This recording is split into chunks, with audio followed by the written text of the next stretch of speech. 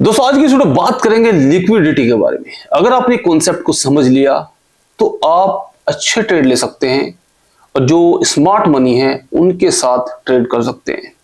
जो बड़े बड़े इंस्टीट्यूशंस बैंक्स पैसा लगाते हैं तो आप इनको आइडेंटिफाई करके उन ट्रेड में एंट्री ले सकते हैं और प्रॉफिट कमा सकते हैं।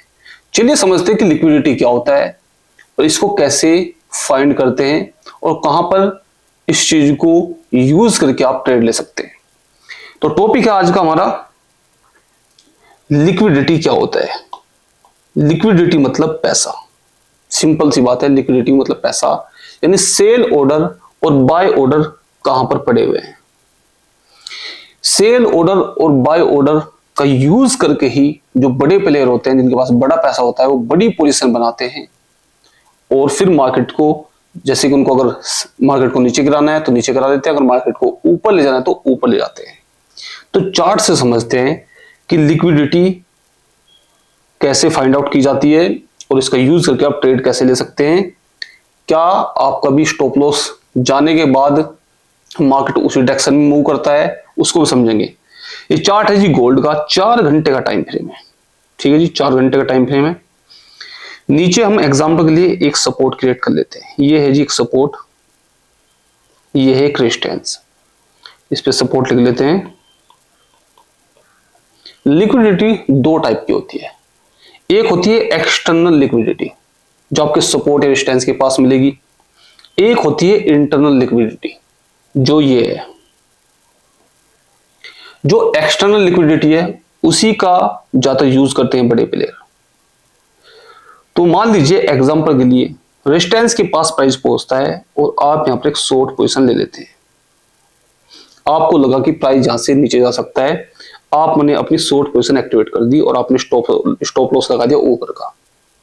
मार्केट थोड़ा नीचे आता है, फिर मार्केट उसी पॉइंट पे वापस चला जाता है और आपका स्टॉप लॉस हिट कर देता है।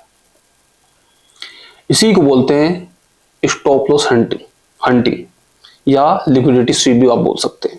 जैसे आपने सेल किया, ऐसे ही काफी लोगों ने सेल किया होगा यहां से, तभी तो प्राइस नीचे आया।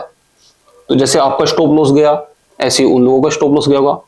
इसी को बोलते हैं लिक्विडिटी स्वीप या स्टॉप हंटिंग। स्टॉप हंट बोल लीजिए, लिक्विडिटी स्वीप बोल लीजिए, कुछ भी बोल लीजिए। सिंपल सी बात है कि आपका स्टॉप लॉस चला गया, मार्केट नीचे आया, तो काफी लोगों ने यहाँ पर सेल किया होगा, तभी तो मार्केट नीचे आया। मार्केट फिर दोबारा ऊपर गया और जिन्होंने यहां पर सेल किया था उनके भी स्टॉप लॉस खा गया। तो ऐसा क्यों होता है? इसका सिंपल सा लॉजिक है, बड़े प्लेयर इंस्टीट्यूशंस, बैंक्स, कंपनीज ये हो सकते हैं, वो बड़े अमाउंट में ट्रेड करते हैं। जैसे कि हम लोग क्या करते हैं कि 1 लाख, 5 लाख, 10 लाख, 1 करोड़ से ट्रेड करते हैं, वो 10 करोड़, 100 करोड़ ऐसे ट्रेड करते हैं। तो अगर आपको एक गोल्ड मान लीजिए बाय करना है, एक गोल्ड आपको बाय करना है, तो दूसरी साइड में सेल करने वाला होना चाहिए, तभी आपका ऑर्डर फिल होगा। सिंपल सी बात है।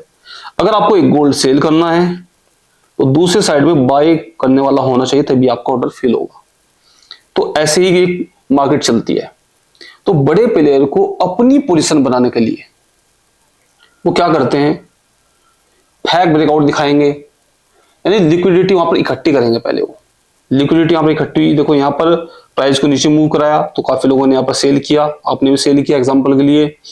प्राइस फिर उसी पॉइंट पर गया, तो कुछ मान लीजिए उन्होंने 1 लाख गोल्ड सेल किए होंगे, तो कुछ ऑर्डर उनके यहाँ पर फिल हो गए होंगे, कुछ ऑर्डर रह गए होंगे, तो दोबारा से मार्केट फिर ऊपर गया, तो उनके सारे ऑर्डर यहाँ पर एग्जीक्यूट हो चुके होंगे, क्योंकि दोबारा से फिर यहाँ पर लिक्विडिटी स्वीप हुई, स्टॉप हंटिंग हुई।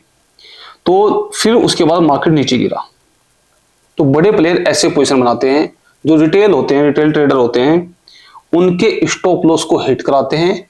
बड़े प्लेयर की पोजीशन तब बनती है। सिंपल सा लॉजिक ये है। बहुत सारे जब लोग ऑर्डर प्लेस करते हैं तो जो बड़े प्लेयर होते हैं वो देखते हैं कि लिक्विडिटी कहां पर ज्यादा है। सेल साइड में लिक्विडिटी ज्यादा है, बाय साइड में लिक्विडिटी ज्यादा है, तो प्राइस को वो जानबूझकर, ऐसा मान सकते हैं, नीचे गिरा देंगे थोड़ा सा, ताकि लोगों को ऐसा लगे कि भाई प्राइस तो नीचे जा रहा है, तो सेल साइड की पोजीशन बना लेते हैं। फिर वो प्राइस को ऊपर ले जाते हैं, उनके स्टॉप लॉस हिट करा देते हैं अपनी बड़ी पोजीशन बनाने के लिए, जैसे कि इस केस में हुआ, एंड स्टॉप लॉस हिट हुआ आप सभी का, उनकी पोजीशन बनी और फिर प्राइस नीचे गिर गया, उन्होंने प्रॉफिट बुक किया। जो वो प्रॉफिट बुक करते हैं, प्रॉफिट बुकिंग भी उनकी धीरे धीरे होती है, एकदम से बुकिंग नहीं कर सकते, धीरे धीरे वो बुक करते हैं, तभी प्राइस आपने देखा होगा ऊपर जाता है फिर नीचे आता है। इसी तरीके से प्रॉफिट बुकिंग होती है उनकी भी। तो बड़े प्लेयर रिटेल ट्रेडर्स के स्टॉप लॉस खाते हैं और अपनी पोजीशन बनाने के लिए पोजीशन बनाते हैं और मार्केट को उसी डायरेक्शन में मूव कराते हैं जिस डायरेक्शन में उनको कराना होता है। दोस्तों आपके माइंड में एक चीज और भी आ सकती है कि बड़े प्लेयर्स डायरेक्टली पोजीशन क्यों नहीं बनाते, जैसे कि हम डायरेक्टली सेल कर देते हैं, गोल्ड को बाय सेल कर देते हैं, तो वो भी डायरेक्टली बाय सेल क्यों नहीं कर देते। दोस्तों इसका सिंपल सा उदाहरण है कि अगर आपको एक गोल्ड को सेल करना है तो दूसरी साइड में कोई बाय करने वाला होना चाहिए। अगर आपको एक गोल्ड को बाय करना है तो दूसरी साइड में कोई सेल करने वाला होना चाहिए। अगर कोई बड़ी क्वांटिटी में ट्रेड कर रहा है तो दूसरी साइड में उतने लोगों के पास यानी लिक्विडिटी उतनी उपलब्ध होनी चाहिए। अगर मान लीजिए आपको 10,000 गोल्ड सेल करने हैं तो दूसरी साइड में 10,000 गोल्ड को बाय करने वाला भी होना चाहिए। अगर आपको 10,000 गोल्ड बाय करने हैं तो दूसरी साइड में 10,000 गोल्ड सेल करने वाला भी होना चाहिए। अगर मैचिंग होगी तभी आपका ऑर्डर एग्जीक्यूट होगा। तो इसी वजह से जो बड़े प्लेयर होते हैं वो लिक्विडिटी पहले तो खुद क्रिएट करते हैं ताकि लोग वहां पर ऑर्डर अपने लगा के रखें, एंड फिर वो स्टॉप लॉस की मदद से वो वहां पर अपना ऑर्डर फिल कर लेते हैं और फिर मार्केट को जिस डायरेक्शन में उनको ले जाना होता है वो उस डायरेक्शन में उस मार्केट को ले जाते हैं और वहां पर फिर वो प्रॉफिट करते हैं। तो दोस्तों आशा करता हूं कि आपको आज का वीडियो पसंद आया होगा, एंड अगर आपको कोई डाउट है तो आप कमेंट करके पूछ सकते हैं। अगर आप किसी और टॉपिक पर वीडियो चाहते हैं तो कमेंट कर सकते हैं, मैं उसके ऊपर भी वीडियो जरूर बनाऊंगा।